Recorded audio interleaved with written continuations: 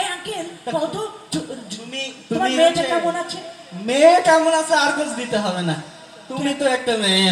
যাই হোক, আবার কি আলিফ খান হে আমি কি মেয়ে বলে মনে হয় আমাকে? হ্যাঁ মনে হয়। দেখে কেউ বলছে না, তুমি বলছো কেন? এই কাকুকে ভালো করে নাস্তা পানি আদর করিস, ঠিক হ্যাঁ, আছে? দিচ্ছি, কাকু হ্যাঁ। কাকু আচ্ছা, কাকু ঠিক আছে, যাও। আমার এই গেঞ্জিটা দেখছো?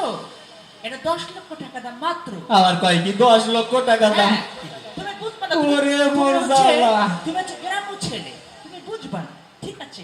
এই আমি যাই, হ্যাঁ? হ্যাঁ, এই যাও। যে কাকু ঠিউ। আবার কইছি ও মা কুলসু, তোর বিয়েও করতে হবে না, আর আমার এই বন্ধুত্ব টেকানোর দরকার নেই। মাথা ঠিক এই, আমি আছে। চলে যাচ্ছি বিল্ডু। আরে না না রে বাবু, কেন আবার কি? যেও না যেও না। আমার গান শুনতে মন চায়, বাড়ির ভেতর আবার কে গান গায়? ওই সারা ছেলে। কোরআনের এটাও ছেলে? সুর তুমি দেখো তো কি সুন্দর, দেখো তো কি সুন্দর। শুনিও। এইবার লাগে এইবার। যদি আমার গান বুঝতে মন বসো বাবা, চায়, বসো।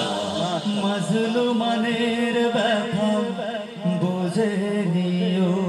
এই দেখো তো, আগে তিনটা আসলো হুট কাটা। এইরকম নম্র ভদ্র ছেলের সাথেই তো মেয়েটা সম্মত দেয়া যায়, কি ঠিক না? বলেন না কেন আপনারা? ঠিক ঠিক। আসসালামু আলাইকুম। ওয়ালাইকুম আসসালাম। বাবা, তোমার বাবার কাছে আসছিলাম, তা তোমার তিনটা ভাই যা হয়েছে তা তো দেখি তোমার বাসায় থাকার কোনো নেই। তা তুমি ওই সঙ্গীতটা আরেকবার শোনাও তো। যদি আমার গান শুনতে মন চায়, কোরআনের সুর এই থাম। কি হলো? এই এই আমার আনমডার্ন দোস্ত, কিছু মনে করিস নি, ও কিন্তু আনমডার্ন আনকালচার।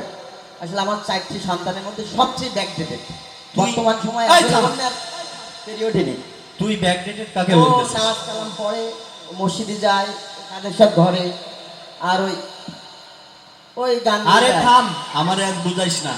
তুই ওকে ব্যাকডেটেড বলতেছিস তো? তোর আগে তিনটা ছেলেরা দেখলাম না, একটা আসলো কনের অর্কেস্ট্রা জাকানাকা জাকানাকা, ওইটা আর একটা মডার্ন, আর একটা আসলো কনকের মাস্তান, আর একটা আসলো হিজলা সেজে। তুই যদি এই ছেলেটাকের মতো, এই ছেলেটার মতো যদি তাকে সুস্থ সংস্কৃতি, নীতি নৈতিকতা, আদর্শ দিয়ে শিক্ষা দিতিস, তাহলে ওরা ওই রকম অনৈতিকতা, আনকালচারাল হতো না। ও দোস্ত, তাহলে আমার এই ছেলেটাকে তোর হ্যাঁ, সবচেয়ে ভালো লাগছে। এইটাই সবচেয়ে তোর শ্রেষ্ঠ সন্তান। দেখ এক তো। ছেলে, এক। ওরে আল্লাহ, আমি এতদিন ওকে আনকালচার মনে করতাম, আজকে দেখছিস তুই পছন্দ করলে। হ্যাঁ, তাহলে কিছু আমার মেয়ের সাথে যদি সম্বন্ধ করতে হয় এমন ছেলের সাথে করতে হবে, কি ঠিক কিনা? তাই ঠিক আছে দোস্ত। দোস্ত ঠিক আছে। আসলে তাহলে আমি এতদিন ভুল বুঝতাম, আমি মনে করতাম মডার্ন যুগে মডার্ন ভাবে বেড়াতে হয়, কিন্তু আমার এই ছেলেটাকে এতদিন আমি খারাপ নজরে দেখতাম, আজকে আসলে আমার চক্ষু অন্তর্চক্ষু খুলে গেল। আপনারাও আপনাদের সন্তানকে নীতি নৈতিকতা, আদর্শ এবং সুস্থ সংস্কৃতি দিয়ে লালন পালন করে গড়ে তুলবেন। মারহাবা, আমাদের অনুষ্ঠান ভালো লাগছে আপনাদের? আমরা আসলে সুস্থ সংস্কৃতি লালন করি। সুস্থ সংস্কৃতি, নীতি নৈতিকতা, অশ্লীলতাকে আমরা দূরে ছুঁড়ে সুস্থ সংস্কৃতি মানুষের মাঝে বেলানোর জন্য আমাদের এক ঝাঁক শিল্পী আমরা নিরলস কাজ করে যাই। আমাদের অভিনয়ে হয়তো আপনারা খুব বেশি হাসি, খুব বেশি মজা হয়তো কিছু পাবেন, হয়তো পাবেন না, কিন্তু আমাদের প্রতিটা অভিনয়ে থাকে একটি গুরুত্বপূর্ণ মেসেজ।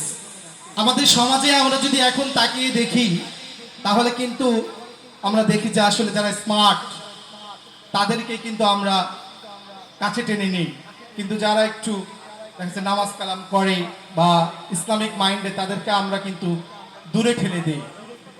কিন্তু আসলে পরকালে আমাদের যে পাথেয় হবে, যে সন্তান আমাদের জন্য কবরের পাশে যে রব্বির হাম হুমা কামা রব্বায়ানি সগীরা বলে দোয়া করবে, সে কিন্তু ওই একটাই সন্তান যে ইসলামিক জ্ঞান অর্জন করে যে বড় হতে পারবে। দুনিয়ার জ্ঞান আসলে আমাদের ক্ষণস্থায়ী। দুনিয়ার জ্ঞানে আপনি যখন তাকে ডাক্তার, মিনিস্টার, ইঞ্জিনিয়ার বানাবেন, বড় বড় নটকি গায়ক, সে কিন্তু আসলে দুনিয়ায় আপনাকে খুব বাহবা দিবে, দুনিয়ায় আপনি খুব বাহবা পাবেন, মানুষের কাছ থেকে আপনি খুব প্রশংসা পাবেন, কিন্তু আখেরাতে যেয়ে কিন্তু আপনি ধরা খেয়ে যাবেন। এজন্য আমাদের সন্তানকে আমরা আদর্শ সন্তান হিসেবে আমরা গড়ে তুলতে ইসলামিক জ্ঞান এবং কোরআন হাদিসের সমন্বয়ে, নীতি নৈতিকতার সমন্বয়ে আমরা আমাদের সন্তানকে আমরা অবশ্যই লালন পালন করব ইনশাআল্লাহ। পাশাপাশি আমাদের অনেক বাবা আছেন যারা বেশিরভাগ সময় পছন্দ করেন স্মার্ট ছেলে, হয়তো একটু ধার্মিকতার কারণেই তাকে পছন্দ করেন না, কিন্তু আমাদের মেয়ে সন্তানদেরকে বিবাহ দেওয়ার জন্য অবশ্যই আমাদের যে কোরআন হাদিসের জ্ঞানে গুণান্বিত সেই রকম সন্তানকে যদি, সেই রকম সন্তানের হাতে, সেরকম একটা ছেলের হাতে যদি আমাদের মেয়ে সন্তানকে আমরা তুলে দিতে না পারি, তাহলে কিন্তু সেই মেয়ের জীবনে কিন্তু খুব একটা বিভৎস একটা জীবন চলে আসে তার। হয়তো কিছু ক্ষেত্রেই ভালো হয়, কিন্তু বেশিরভাগ সময় আপনারা দেখবেন টাকা পয়সা ধন দৌলতের কোনো অভাব নেই, কিন্তু ওই মেয়ের জীবনে কোনো সুখ নাই। এজন্য আমরা অবশ্যই আমাদের মেয়ে সন্তানদেরকে বিবাহ দেওয়ার সময় আমরা চিন্তা করব, পাত্র বাছাইয়ের ক্ষেত্রে আমরা অবশ্যই আমরা চেষ্টা করব যেন সেটা ইসলামিক জ্ঞান তার ভিতরে কতটুকু আছে, নৈতিকতা কতটুকু আছে, সে বিবেক বর্জিত কিনা, নিশাপান করে কিনা, এগুলো দেখে আমরা অবশ্যই মেয়ে সন্তানদেরকে বিবাহ দেওয়ার জন্য পাত্র আমরা বাছাই করব ইনশাআল্লাহ। তো এই পর্যায়ে আমরা চলে যাব আমরা আবার গানের ভুবনে। গান নিয়ে আসবে আমাদের ডিসেন একাডেমির এক ঝাঁক শিল্পী বৃন্দ। মঞ্চে আসার জন্য অনুরোধ করছি ডিসেন একাডেমির এক ঝাঁক শিল্পীকে। বাংলাদেশের প্রান্ত হতে সালাম জানাই হে রসুল, হে রসুল। বাংলাদেশের প্রান্ত হতে সালাম জানাই হে রসুল, হে রসুল। বাংলাদেশের প্রান্ত হতে সালাম জানাই হে রসুল, হে রসুল। আমার কণ্ঠে কণ্ঠ মিলাই, আমার কণ্ঠে কণ্ঠ মিলাই তোমার আশিকি কুল, তোমার আশিকি কুল। হে রসুল, বাংলাদেশের প্রান্ত হতে সালাম জানাই হে রসুল, হে রসুল। ধর যখন অন্ধকারে ছিল নিমজ্জিত, কন্যা হলে মানুষ যখন জিন্দা কবর দিত। সবল ছিল অত্যাচারী, অন্যরা মাজলুম। চোর ডাকাতের ভয়ে সবার হারাম হতো ঘুম। ঠিকই তখনই কে গেলো ভেঙে দিল ভুল। মানবতার বন্ধু তিনি মুহাম্মদ রাসূল।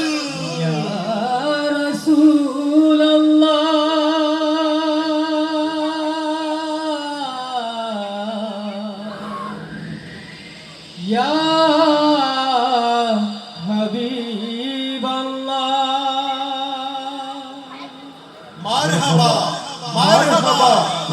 আসলে যখন এই দুনিয়ায়, এই দুনিয়া বদলে গেল, মরুভূমির ধূসর বুকে যেন শ্রাবণ বৃষ্টি এলো।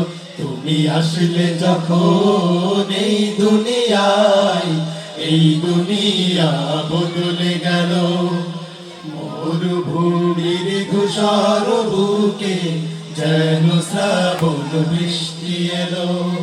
তোমার নূরের আলো মেখে, তোমার নূরের আলো মেখে জগৎ আলোময়। সকল গ্লানি ধুয়ে মুছে